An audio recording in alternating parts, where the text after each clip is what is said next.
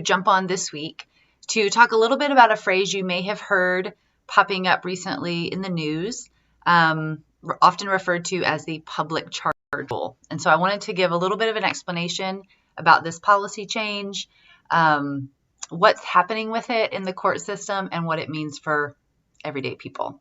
So, quick update.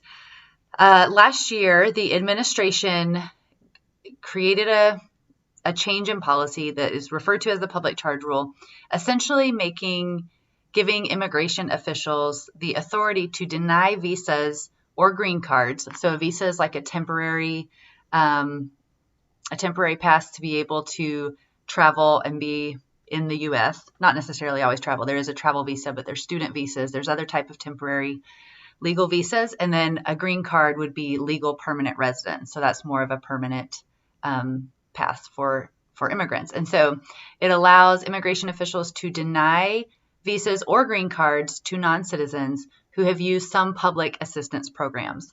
So there's a couple of things I want to make sure are clear to those of us who are watching and seeing this in the news and may not know exactly what that means. So first of all, I just want to clarify that this is a ruling that is specifically targeted at people walking through the legal immigration process.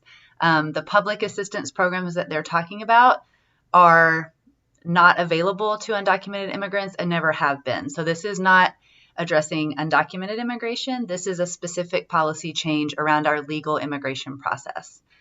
And I also want to be clear that these are public assistance programs that these individuals have had legal access to, but will now be having consequences for having used them. So it's a very tricky situation where these are people walking through a legal immigration process using legal programs that are available to them who will now possibly be penalized as they are looking for visa renewals or to become legal permanent residents.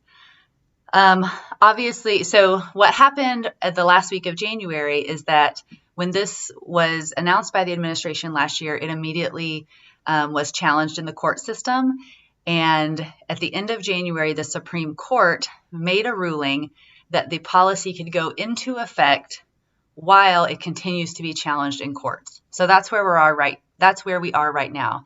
This is a current active policy that is impacting families, but it is still in the process of being challenged. And so all that to say, more to come. We'll continue to follow that as it goes through the court proceedings, and it may end up being implemented and passed, or it may end up being repealed, but currently it is in action.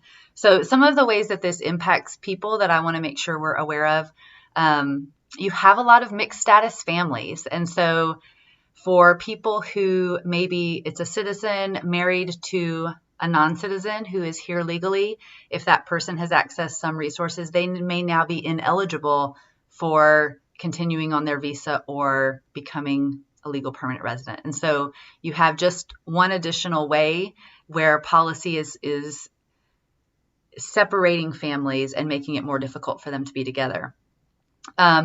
Also, another real impact is that a lot of immigrant parents may have U.S. citizen children.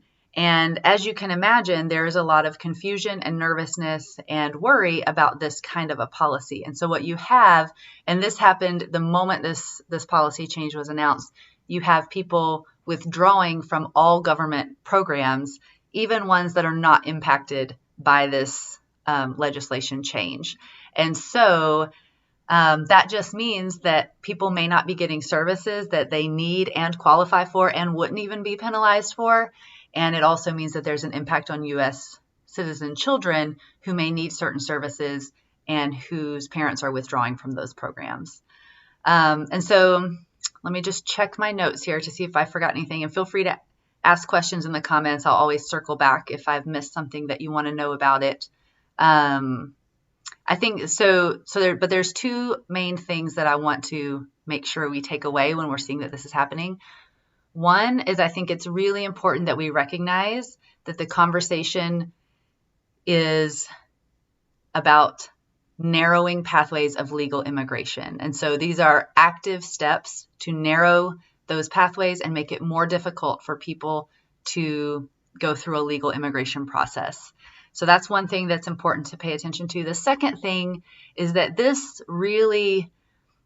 particular piece of legislation introduces a paradigm shift from a family-based immigration system, which is what the U.S. has predominantly been kind of their philosophy of immigration, is that if someone is here and they have family members, they want to be able to be together in the same place.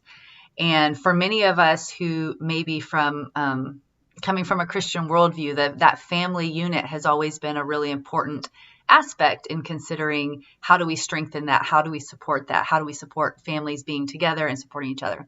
This is a really big shift away from that, because it's essentially saying that we would deprioritize family reunification in favor of more of a merit-based immigration system, which focuses on what resources do you bring to the table, what, will you or will you not need services at some point. That's one thing I forgot to mention that's really important. It also allows officials to deny people visas or green cards if they think that person might ever use public assistance in the future. And so that's obviously very broad, and so is therefore somewhat troubling as we try to figure out how do we activate an immigration system that is just and fair and prioritizes families. So this is a move away towards that. So this is saying that families applying for visas or green cards would need to prove that they are at 250% of the poverty line.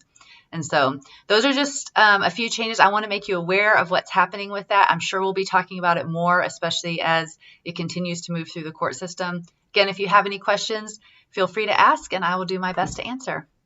All right, have a great day.